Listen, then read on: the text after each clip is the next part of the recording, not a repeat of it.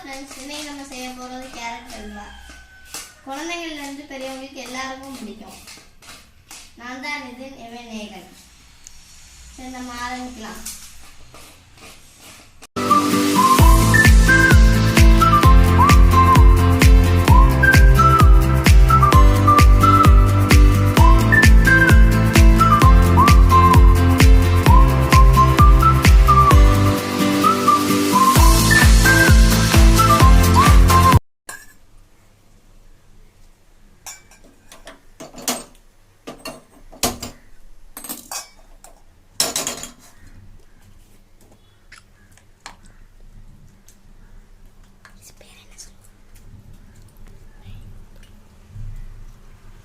ரெண்டு ஸ்பூன் நெய் ஊற்றணும்.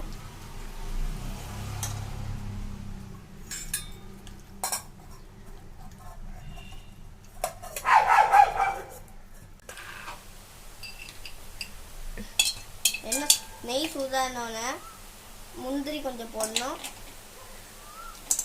இப்போ கிஸ்மிஸ் போடணும்.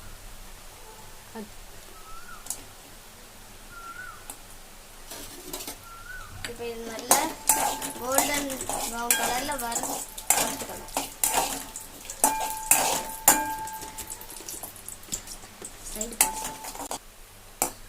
கிஸ்மிஸ் நல்லா இப்படி பலூன் மாதிரி பொம்னோட முந்திரி நல்லா கோல்டன் ப்ரௌன் வருந்தோட இதை இப்படி எடுத்து வச்சிடணும். நான் இப்போ எடுத்து வைக்க போகிறேன்.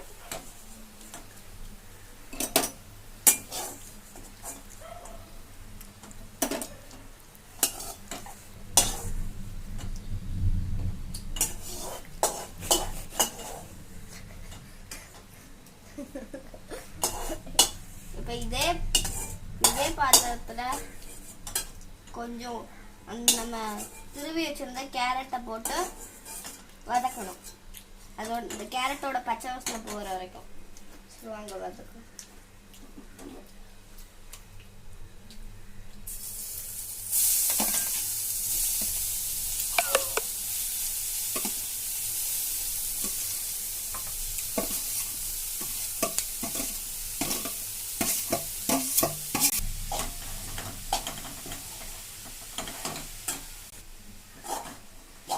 இது நல்லா வதங்கி பச்சை வாசனை போகிற வரைக்கும் நம்ம வதக்கணும்.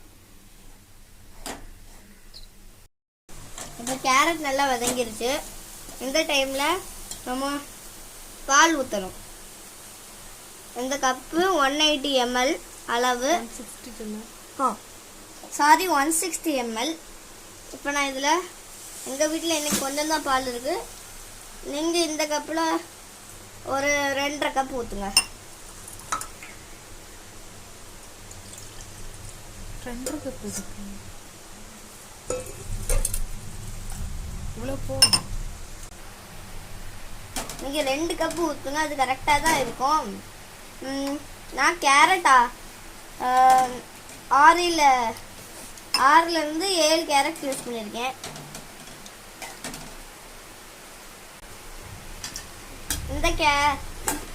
இந்த கேரட் அல்வாக்கு இந்த கேரட் திருவி போட்டது இந்த பாலில் இந்த கேரட் நல்லா வெந்து இந்த கேரட்டோட கலரு இந்த டேஸ்ட் எல்லாம் அந்த பாலில் இறங்கினோன்னா நல்லா அது கெட்டியாக வரும். அப்புறம் அதில் கொஞ்சம் சுகர் போட்டு அதில் கொஞ்சம் இலக்கின மாதிரி இருக்கும். திருப்பி கிளற சரியாயிடும். அப்புறம் இப்போ நம்ம இதை ஒரு மூடி போட்டு மூடி வச்சுருவோம். இப்போ நம்ம வானிலையை பார்த்து செஞ்சுக்க போகிறோம். வாங்க. இன்னைக்கு தான் நாகர்கோவிலில் ரொம்ப நாள் கழிச்சு மழை பெய்யுது. ஆமாம்,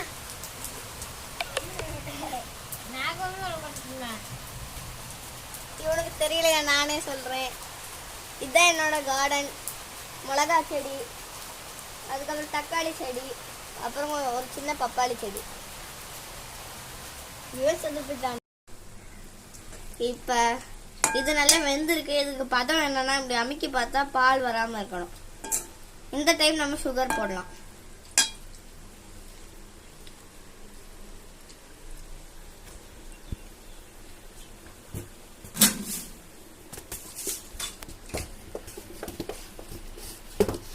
நம்ம 2 கப் பால் எங்கடா இருக்கு? நான் 160 ml 2 கப் பால் ஊற்றிருந்தேன்.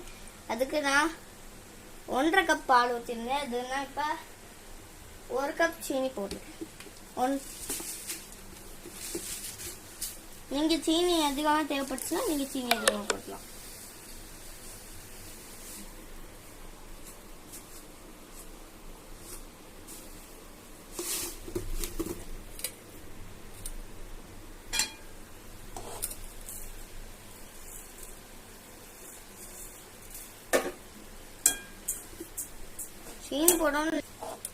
சீனி போட்டோன்னா லேசாக தண்ணியாக இருக்க மாதிரி தெரியும். அது லேசாக கரைஞ்சிட்டு திருப்பி கெட்டியாயிரும் கிளற கிளற.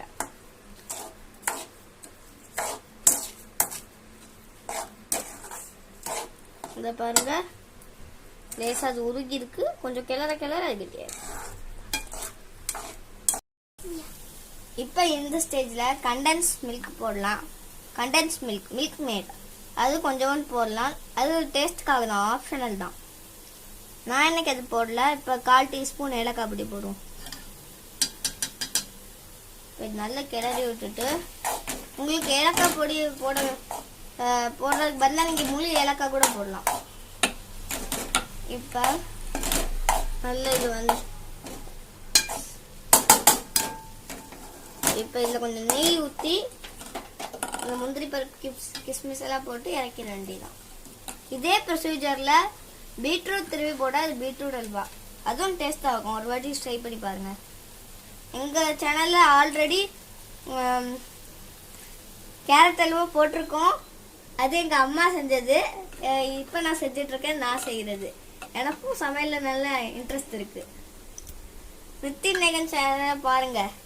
2 ஸ்பூன் நெய் ஊற்றுறேன். நெய் அதிகமாக தேவைன்னா இங்கே ஊற்றிக்கலாம்.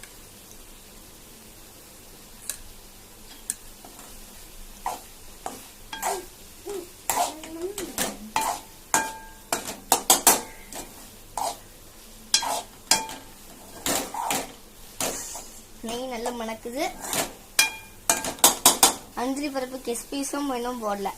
இப்போ நம்ம இதை போட்டு நல்லா கிண்டிட வேண்டியதான்.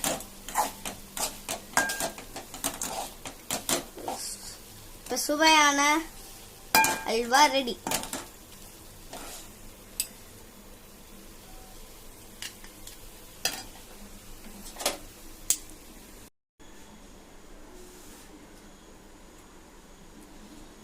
எப்படி இருக்கு? செமையா இருக்கு.